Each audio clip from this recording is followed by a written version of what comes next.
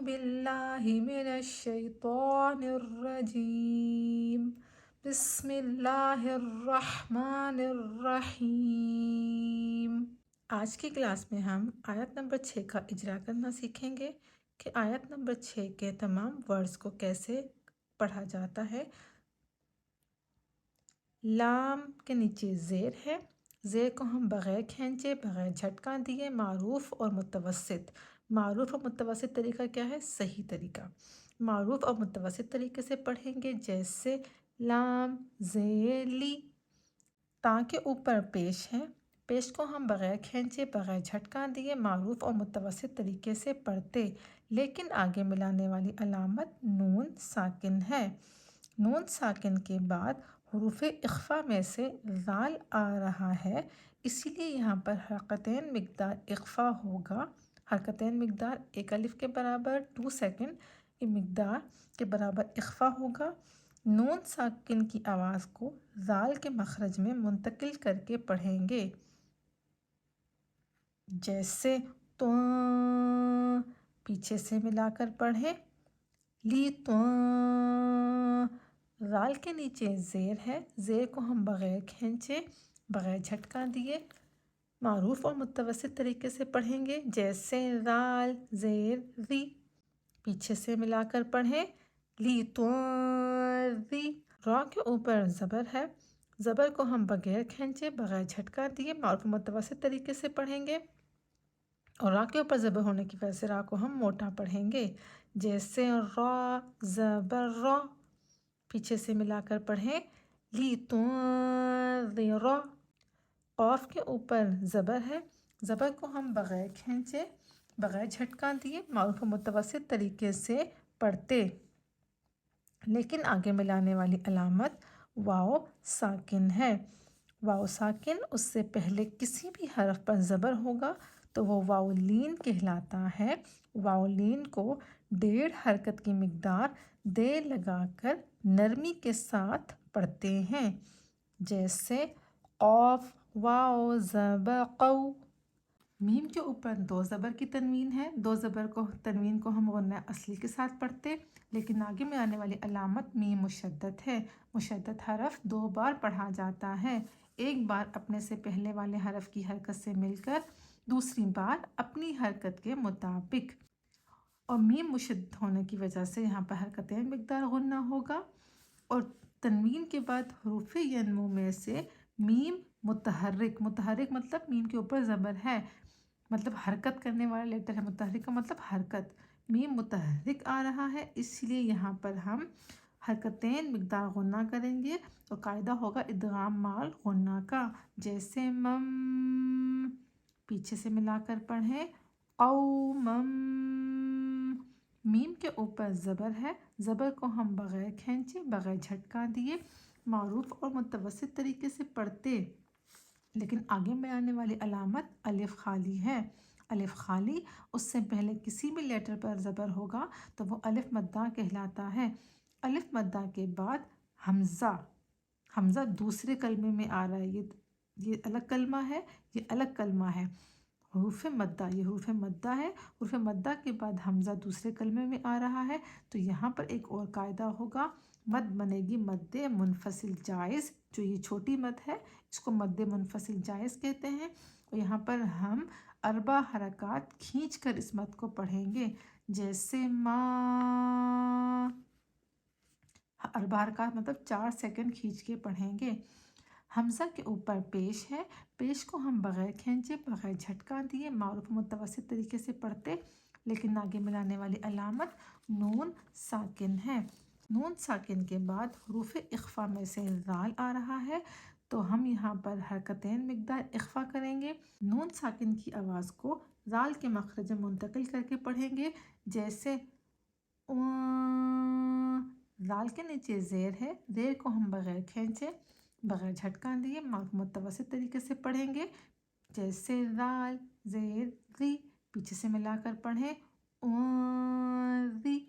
را کے اوپر زبر ہے، زبر کو ہم بغیر کھینچے بغیر جھٹکا دیے معروف و متوسط طریقے سے پڑھیں گے، اور را کے اوپر زبر ہونے کی وجہ سے ہم را کو پر پڑھیں گے، را مطلب موٹا پڑھیں گے، را زبر را۔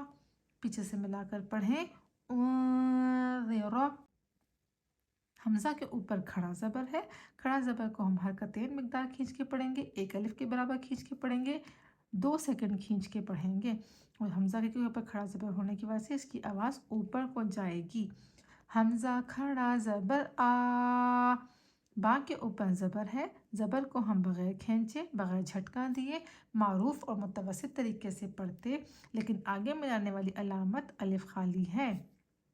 अलिफ खाली उससे पहले किसी भी हरफ पर ज़बर होगा, अलिफ मद्दा कहलाएगा। अलिफ मद्दा के बाद हमज़ा आ रहा है तो यहाँ मद बनेगी मद्दे मुत्तसिल वाजिब, और मद्दे मुत्तसिल वाजिब की मिक़दार है 5 हरकत। हमें खींच के से पढ़ना है, मतलब 5 सेकंड खींच के पढ़ना है। जैसे बा, पीछे से मिलाकर पढ़े आ बा। हमज़ा के ऊपर पेश है, पेश को हम बग़ैर खींचे, बग़ैर झटका दिए, मारूफ मुतवस्सित तरीके से पढ़ेंगे। जैसे हमज़ा पेश उ, आ बा, पीछे से मिलाकर पढ़ें आ बा उ। आ के ऊपर पेश है, पेश को हम बग़ैर खींचे, बग़ैर झटका दिए, मारूफ मुतवस्सित तरीके से पढ़ते, लेकिन आगे में आने वाली अलामत मीम साकिन है। मीम साकिन के बाद बा और मीम के अलावा दूसरा कोई भी हर्फ आता है तो हम वहाँ पर एक गुन्ना नहीं करते, हम यहाँ पर इजहार करके पढ़ते हैं। जैसे हम, मीम की आवाज़ को वाज़े करके पढ़ते हैं। पीछे से मिलाकर पढ़ें आ बा उ हम। फ़ा के ऊपर ज़बर है, ज़बर को हम बग़ैर खींचे, बग़ैर झटका दिए, मारूफ मुतवस्सित तरीके से पढ़ेंगे और फ़ा में हम्स पाया जाएगा। फ़ा ज़बर फ़ा, इस आवाज़ को हम्स कहते हैं।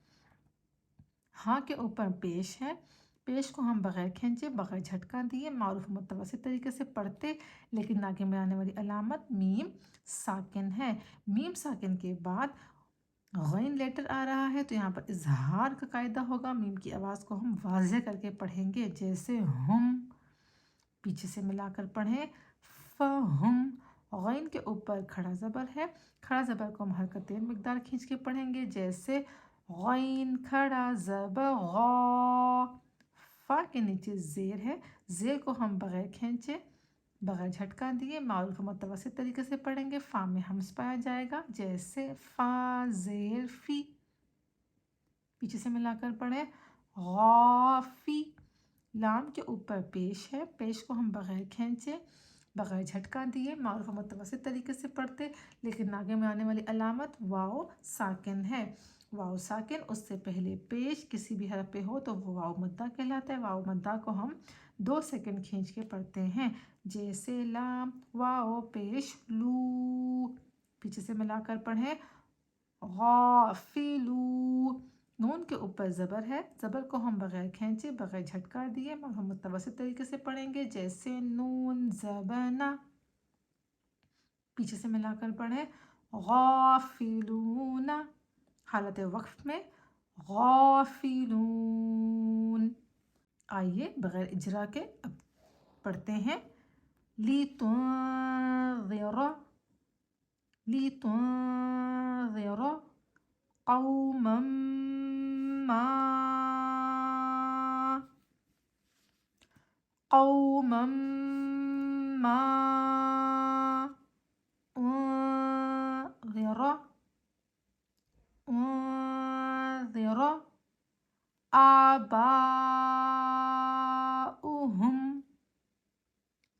आबाउहुम